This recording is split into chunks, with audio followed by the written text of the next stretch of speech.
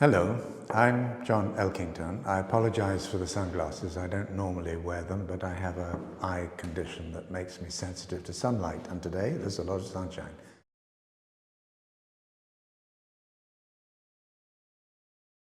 So I've been asked the question, why or how did I come up with the idea of the triple bottom line? The year was 1994, and I spent 18 months trying to pin down a name for what I felt was the coming agenda for business and for financial markets. And when it finally occurred to me in 1994, I thought I must have heard it before. I was absolutely convinced that I'd heard the term somewhere already. And I rang people in the field and said, did you come up with this? Have you heard this before? And the answer was no, they felt novel. But then about 20 years later, I was reading through a book by Alvin Toffler, and it was called The Third Wave. He's perhaps best remembered for a book called Future Shock. And I very rarely read books again, but I'm just flicking through The Third Wave. And on about page 267, I came across a subheading, and it was multiple bottom lines. And as soon as I saw that, I thought, well, that's where the seed of the idea came from. And I read that book in 1980, so that was 14 years before I started thinking about the triple bottom line. In terms of the drivers, there was a lot of work going on at the time in and around business, a lot of it good work. A lot of it focused on what was called eco-efficiency, so how can business become more efficient, more productive in terms of waste, in terms of resources, in terms of energy, in terms of water, all of that good stuff. How could it make or save money by doing the right thing in terms of environmental and resource management? And I thought that was fine for engineers, but in my mind it wasn't addressing the economic side. Yes, it was talking about financial elements in terms of making or saving money, but it wasn't talking about the economic impact of business, nor was it discussing the social side at all. And so with the triple bottom line, people, planet and profit, which is what I called it the following year, so 1995, to try and simplify it a bit, I was trying to say any business has multiple dimensions of impact, positive and negative. And if we're going to make sense of the 21st century, we're going to have to learn how to not only track and account for these different forms of value and impact, we're going to have to learn how to value that positive and negative impact. So that's where it started, that's where the idea came from. As I say, it took 18 months to come up with just those 3 words, which is ridiculous. And then in 2018, I launched the first ever product recall for a management concept. I don't say that, this was the editors of the Harvard Business Review who published the recall article. And the reason why I did that was I still thought it was a good idea. I still think it's a good idea to have a triple bottom line agenda. And I think it's better in many ways than ESG, and we can perhaps come on to that a little later on. But the idea for the recall was just simply to say it's not being used in the way that I think would drive change in the directions and at the scale that is now needed.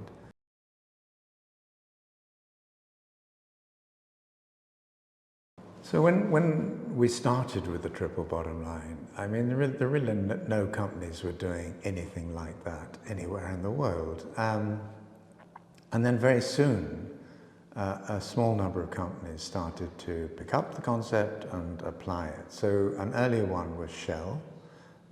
So it's a fossil fuels company. It's on the wrong side of history, but nonetheless, they were interested. How could they apply a triple bottom line framework to what they did? And in 1997, I think it was, they published their first ever sustainability report, and it was called People, Planet, Profit. And so they were trying to work out how you calculate value but created and value destroyed. Novo Nordisk, a Danish company, then both in enzymes and in healthcare, human healthcare, also picked it up. In effect, they became the first B corporation. So B corporations embraced the triple bottom line. They didn't formally register as one, but they were the first company in my understanding who embraced it, that agenda fully. And I worked with them for probably overall 20 years as they tried to get their brains around it, then tried to embed it and so on.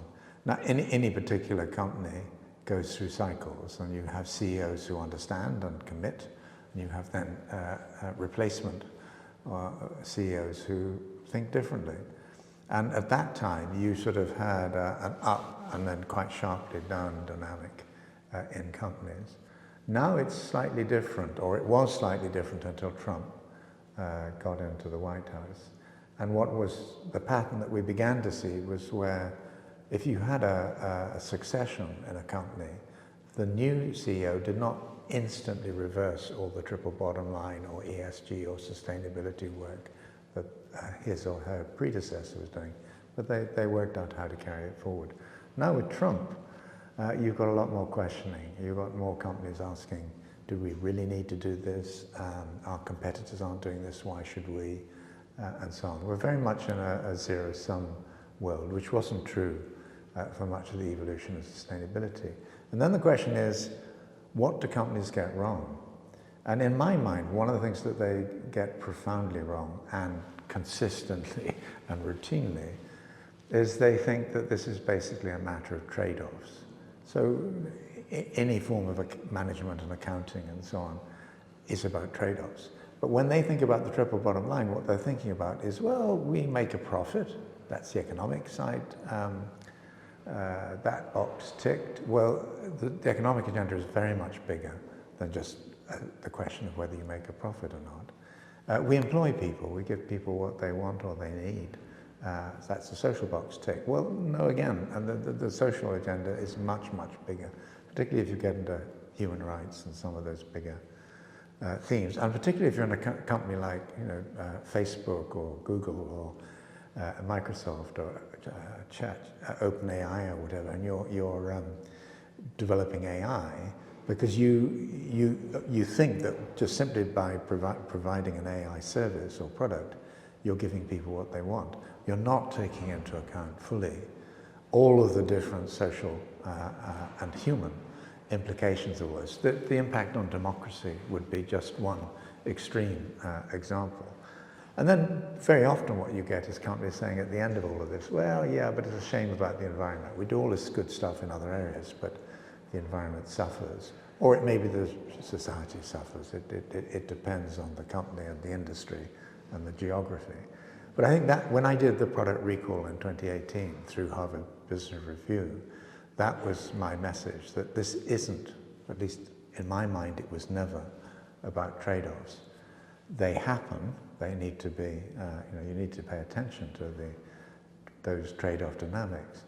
But it's fundamentally about how do you integrate the creation of net positive value on the economic, on the social, and the environmental sides.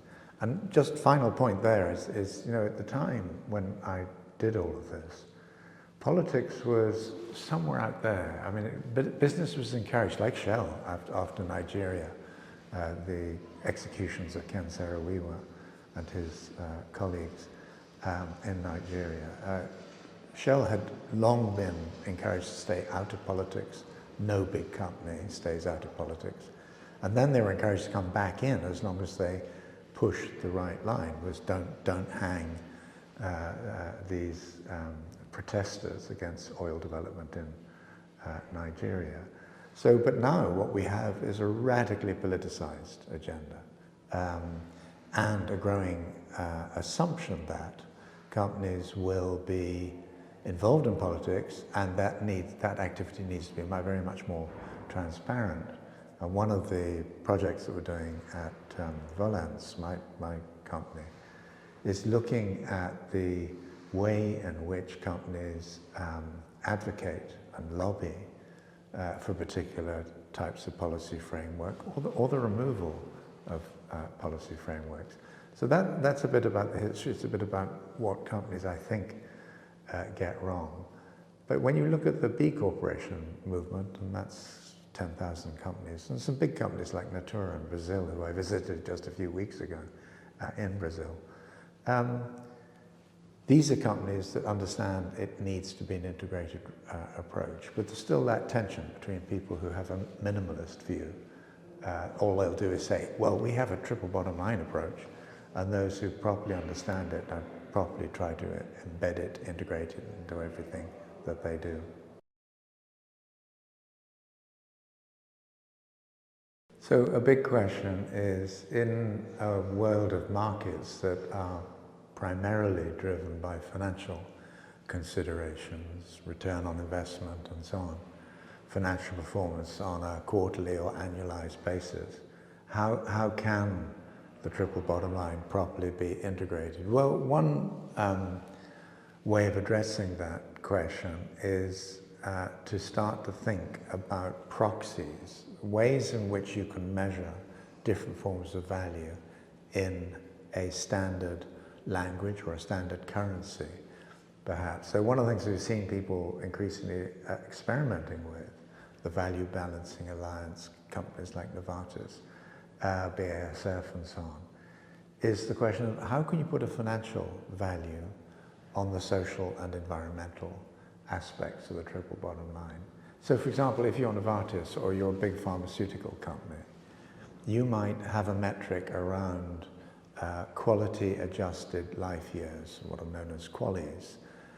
And a QALY, or a quality adjusted life year, is about the additional years or time that a patient might live given the use of a particular pharmaceutical product.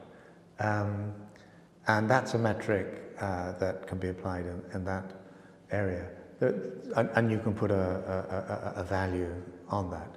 It's a contentious area because, you know, when I was right back in the early 70s studying city planning, one of the things that we were asked to do, just to stretch our thinking, was put a value on a church, in this case a Norman church going back to about the 1100s in this country, Britain.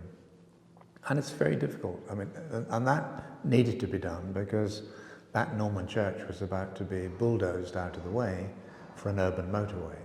So what sort of value should you put on something like that? Not just the structure, but the centuries of history, the people buried there, the people baptized there, the people whose weddings or funerals were held there. So it's a very challenging set of questions to try and ask, and the triple bottom line is shot through with questions like that. But I do think that some of the experiments to put financial measures on social and environmental aspects of business performance are worth doing, as long as we don't forget that if you're, for example, looking in the environmental space at biodiversity, nature has a right to exist in its own right. It's not simply there because we choose to have it and therefore can put our value on it. It has an intrinsic value. So how do you capture that? And again, I think that's very embryonic, a lot of that work. It's interesting because I think over time it may give us very useful inputs to our decision-making processes. At the moment, just a final point, is that the financialization of these non-financial or extra-financial considerations is challenging for a rather different reason, which is that when we choose to put a financial value on something that is like the right to privacy in the social domain, for example, or the right to free speech, again, in the social domain, how do you put a price on that? And once you put a price on it, do you not run the risk of trivializing that particular issue because it's suddenly got this price tag that looks affordable? Okay, well, in the earlier case, we'll knock down the Norman church because the motorway over time will save a lot of time, and if you put a financial value on that, that's a bigger number than the cost of removing a bit of history. So it takes you in directions that are challenging. But just a very quick case study. I mentioned Novartis.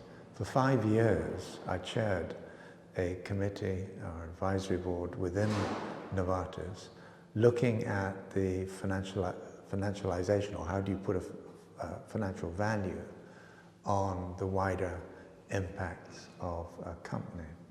And it was quite interesting because when we started, there were 30 people in a room, all of them internal Novartis people. The second year, there were 40 people, all of them internal, all of them Novartis people. The third year coincided with COVID, the pandemic. And so that year, for the first time we went virtual and we invited the wider world in. So the third year, 1,000 people. The fourth year, 2,000 people. And in the end, Novartis, the senior management thought, oh, what are we doing here? I mean, this is going to be the tail that wags the dog. Let's bring it back internally.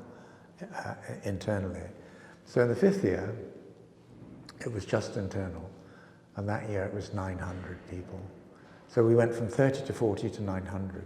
And I think that just gives a sense of the interest, both within some of these big companies and in the wider world. And how do we properly and legitimately and usefully put price tags on some of these non or extra financial considerations.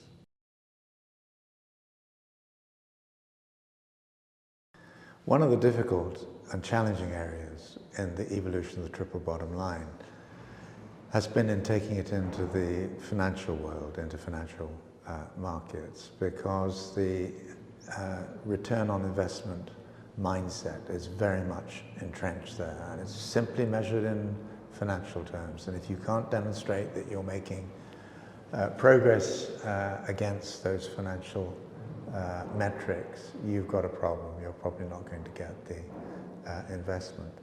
All of that said, there has been a series of movements that try and bring this non-financial set of considerations even into the financial world. So, for example, we've had ethical investment, we've had socially responsible investment, we've had the financial side of the shared value movement, we've had ESG, environmental, social and governance investments. That has been a bit of a problem, because what we see is what we often see in financial markets. We're a herd animal, and that's exaggerated in financial markets. So you have the bull periods where everyone is stampeding into a new landscape of what they see to be opportunity, very often ignoring the risks. And then you have the bear period. And what we're about to see, I think, is another really, really fierce bear period.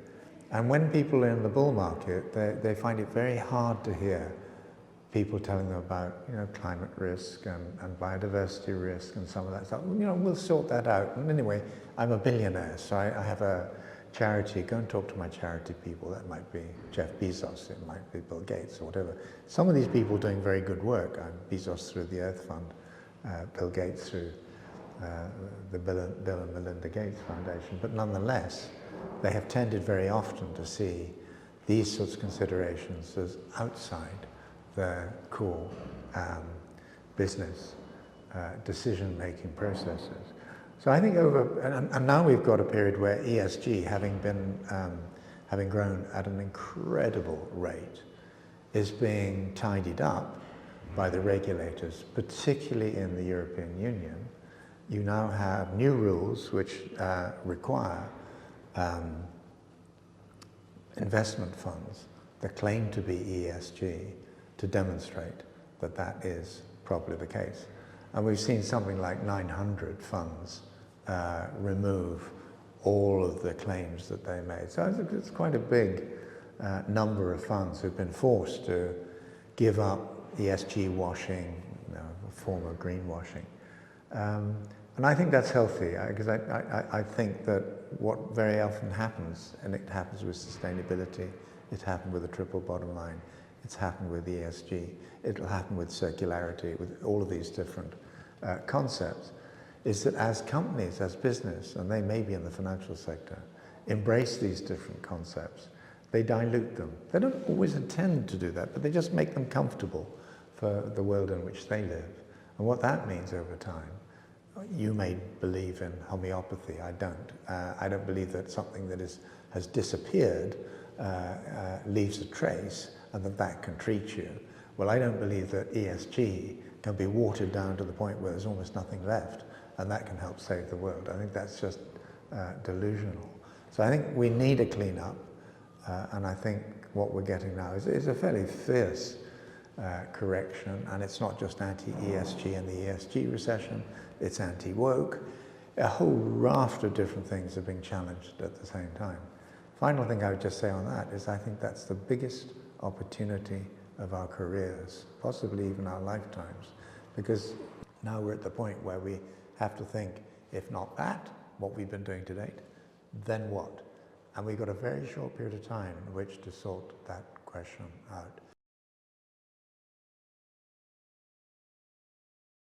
Which sectors of the global economy should be the first to be forced? Well, let's put it more gently. Encouraged to adopt mandatory requirements in relation to the triple bottom line. Well, I actually think one of the critical sectors, which in my mind would be very early on, there are a combination of them. One is water. Water is going to be increasingly a security issue, not just in desert countries, but as we see now in Europe with the heat waves, people are being told that they probably won't be able to fill their swimming pools in the future. They'll have hosepipe bans, as we see in my own country, the United Kingdom. So I think water is one of those areas where I think it's a natural target or a natural application area for the triple bottom line. A very, very closely related one is food and drink.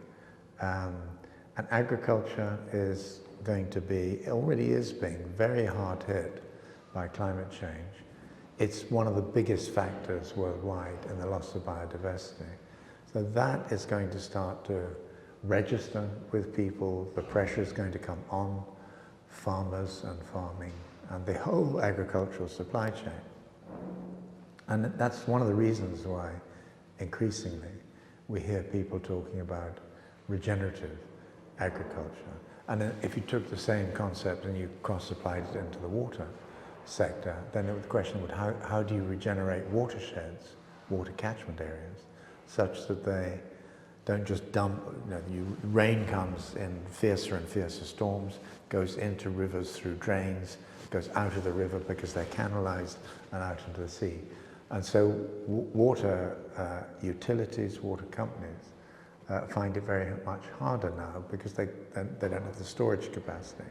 So how would you regenerate aquifers? How would you generate water catchment areas such that they better retained water until we actually needed it? And the problem at the moment is we just then have to pump rivers when they're already very low, and that means that they're very hot, and that means that or very much warmer than in normal conditions, and that also means that fish and other life forms are hugely impacted. So I would say water, I would say food and drink, but in the end, any sector that is creating goods and services for people really ought to have this sort of framework in mind. And when you look at the B Corporation world, you'll find that it straddles many, many different sectors of the economy. And I think that's just a reflection that if this is for anybody, it's actually for everyone.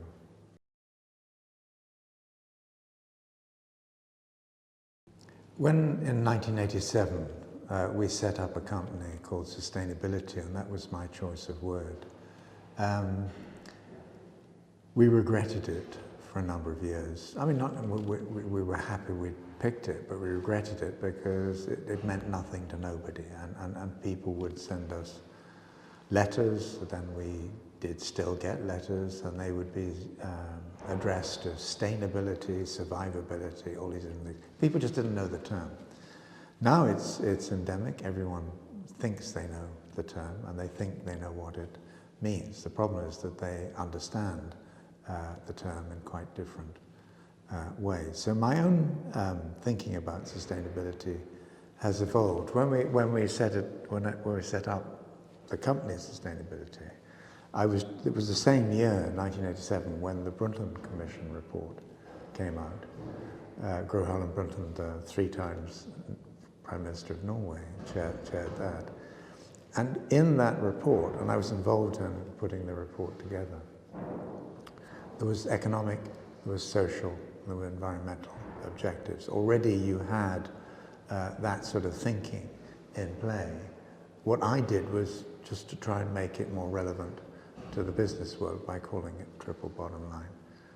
I think what's happened over the intervening decades is that I've come to see this whole agenda as very much more systemic than even I realized back in the late 80s. I already knew it was a system change agenda, and when we set up Volans in 2008, it was specifically to address the system change agenda as it applied to business and financial markets. So I think what's changed during that period of time partly is the scientific context. So for example, for 11,700 years, we've been in what we choose to call the Holocene geological epoch. And that's the period in which our agriculture, our urban civilizations and so on have evolved. Scientists now say, not all of them, but a significant group say that we're now in the Anthropocene. So the first time in human history, and the first time in geological history, where a single species, our own Homo sapiens, is having effects on the planet which are akin to geological forces, volcanoes, earthquakes, all of this. And that's interesting because that suddenly puts in a scientific frame the sustainability agenda in a way that's much harder for companies to gain. Because it's very easy for companies to say, we do a sustainability report, we embrace sustainable finance or sustainable transport or sustainable food or whatever it happens to be that the language that they choose. But you can then ask, in the Anthropocene, how does your approach really measure up in a world headed towards from 8 to 10 billion people? Does it really stack up? Will it really help rein in climate change, loss of biodiversity, these sorts of issues at the rate that we now need to deliver? And the answer in almost every country in the world currently would be, if they're honest, no, it doesn't. It simply doesn't stack up. Now, they will then tend to point to government and say it's government's fault. Government should regulate, then we'll obey. But they spend much of their time trying to stop government regulating for these sorts of things. They don't like the idea of a carbon tax. We've just done with GlobeScan in Canada, ERM Sustainability Institute, which is basically worldwide, and our own company Volans have done a survey of sustainability professionals around the world. It's called Sustainability at a Crossroads. And later on today, July the 15th, 2025, we'll do a webinar. Well over 1,000 people already signed up for that. And what's interesting from the results of that survey, which I insisted that GlobeScan and ERM do, because I found it increasingly boring and frustrating to do the standard questions that they've done for 20 plus years. They need the time series data to see how things have changed over time. But I said, we're in extraordinary times. So the questions do not address the sorts of issues that we're now having to face. So I talked about 8 to 10 billion people. Well, that's the population growth agenda, and we've been obsessing about that quite naturally for a long time, or ignoring it. What we're ignoring totally at the moment is the depopulation agenda. I noticed this morning in the Financial Times, the biggest baby food manufacturer in Japan has just stopped producing all baby foods. It's the preferred brand in many different areas. And the reason is there aren't enough babies in Japan. And what's true of Japan So you have very rapidly aging populations. It's also true of China. In Europe, it's particularly true of countries like Italy, but we'll feel the effects of this aging trend and the extraordinary imbalances and injustices that are increasingly sensed across those generational boundaries, sort of divides. And so when I think about the triple bottom line, I'm not simply thinking about this particular company and this particular market with these particular geographies in mind. I'm thinking about our civilization and its future. I'm thinking about our societies, not just our economies. And if we fail to address some of these really big issues, like depopulation, I think we will fail on many other fronts at the same time. So this is a much bigger story than I think I properly recognized back in the late 1980s. I don't think that most people in the sustainability industry yet properly acknowledge that, and yet the biggest surprise for me of this in the survey is that 93% of respondents say that sustainability needs to be refreshed, revamped, and 57% say it needs a radical change. And I think that's new. I think these are people like Chief Sustainability Officers saying this. That is new. When we set up Volans in 2008, that's where we hope to get to, a lot faster than we've got there. But what's happening is it's now being pressed forward, driven forward by a series of increasingly problematic challenges, and not just for business and not just financial markets, for all of us.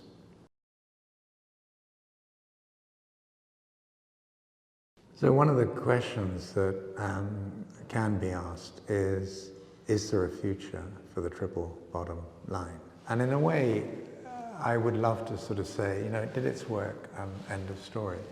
But in a way, it's like a compass. It's got 3 points on it rather than 4, but it's basically helping people think about and navigate through the social disruptions, the economic disruptions, the environmental crises that we increasingly face. And as I mentioned earlier on, the political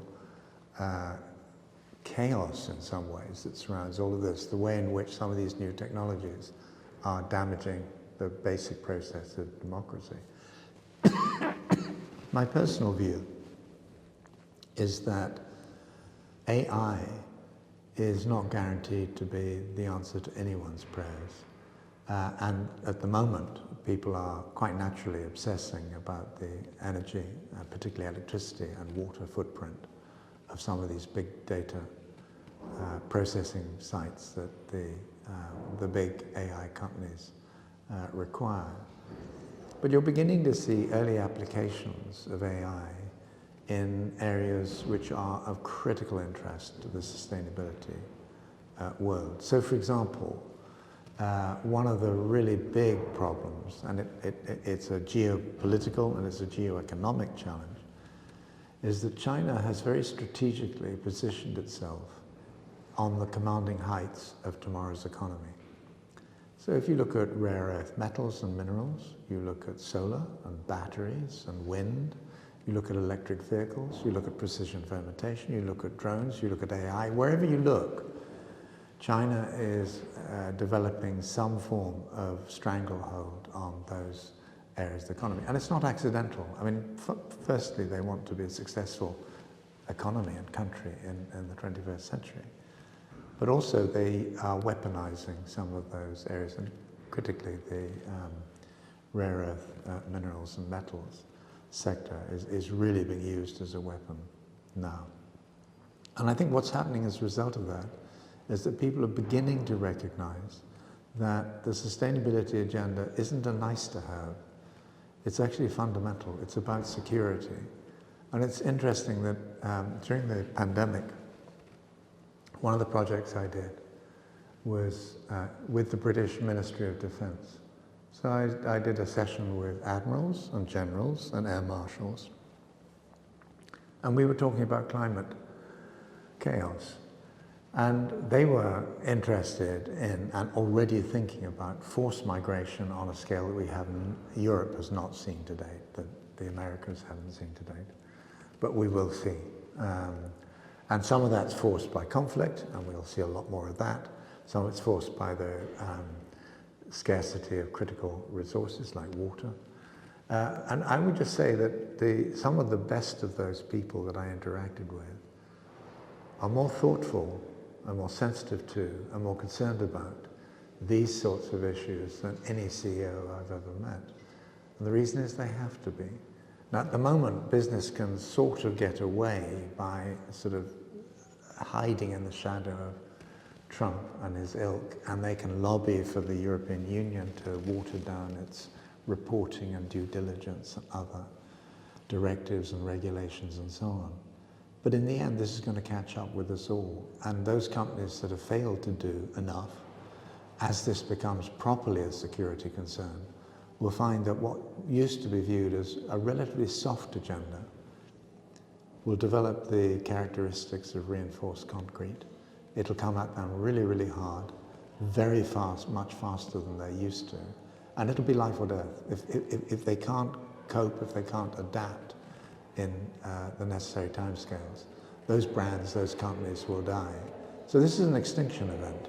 Either you're on the right side of history, or you're on the wrong side.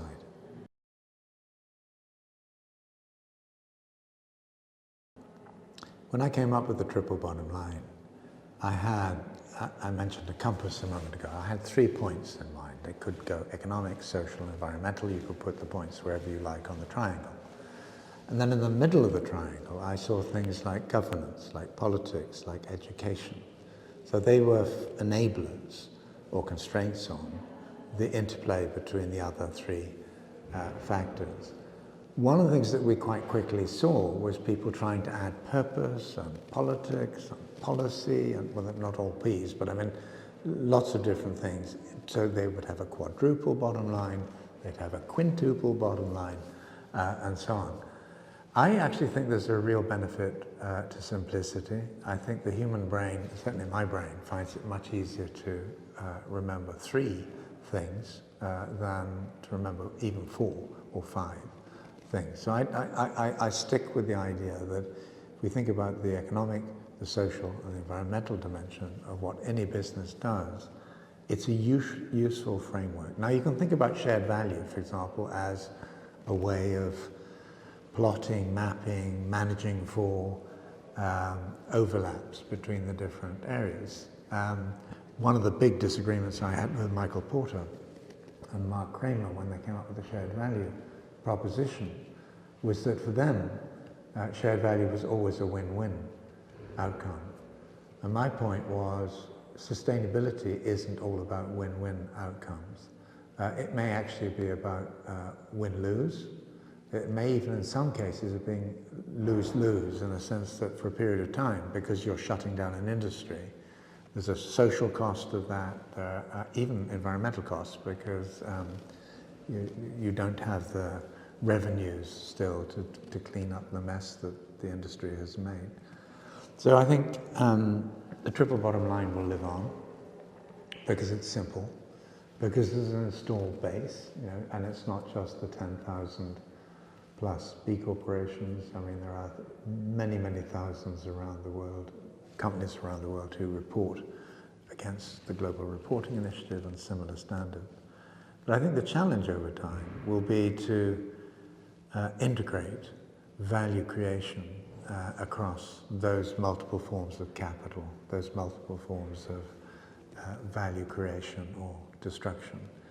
And one of the things I'm very struck by is the number of young people who come up to me, not just at conferences, in the community where I live in London, who now are being taught at university, not just business schools, the triple bottom line as part of the standard equipment for people who are going to be involved in business. Now, I think that's great, but the question is that also true of government? Is that also true of financial markets? Is that also true of the civil society sector and so on? Because if it's just business doing this, then you've got them doing the accounting, you've got them doing the reporting, and all of that reporting is coming out in the form of triple bottom line, non-financial, extra-financial, sustainability, ESG, whatever reports.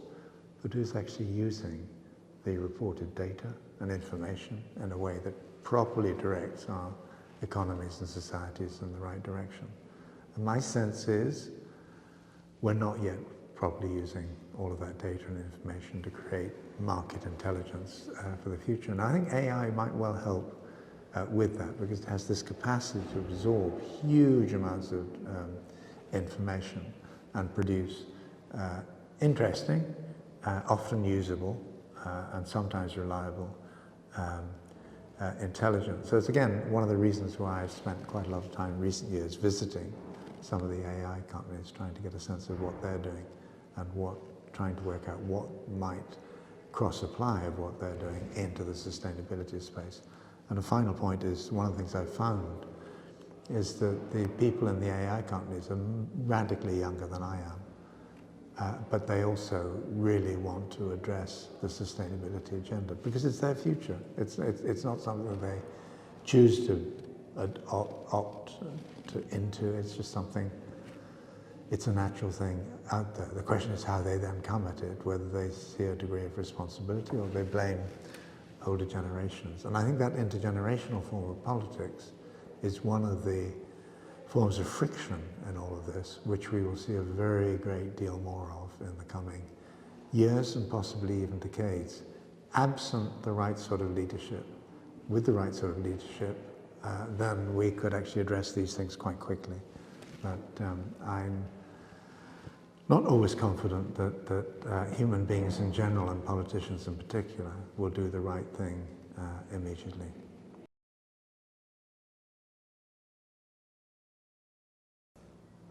I came into the sustainability space when I was young, so in my 20s, initially through the environmental door, but then increasingly on a much broader front.